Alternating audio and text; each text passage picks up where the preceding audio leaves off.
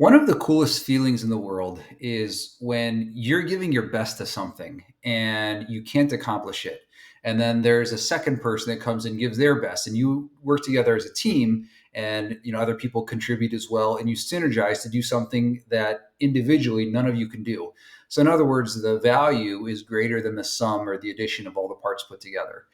And that synergy has to work in a high environment of trust. And being in a high environment of trust means there can't be a lot of ego involved, especially if somebody who's the organizer or the leader in this case.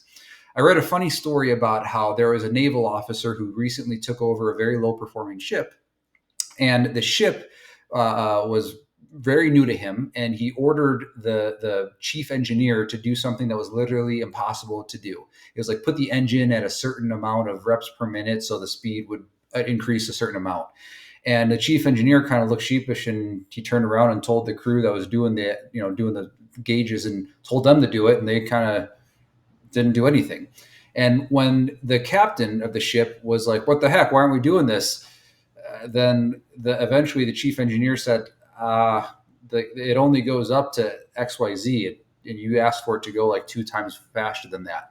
And the captain goes, "Why didn't you tell me?" He's like, "Well, I thought maybe you had some secret training that about the ship that I didn't know, and I didn't want to question it." And it's stuff like that that will weigh down decisions when everybody is scared to tell somebody else that they're wrong, especially in front of other people because they fear being reprimanded because it might look disrespectful. That's how synergy dies. But being able to give people the ownership of, like, hey, we want to go here. How would we do that if you were in your shoes? And having the chief engineer solve that problem, he would know the capabilities within the realm of his expertise about how to get there, at least how to help attribute to that.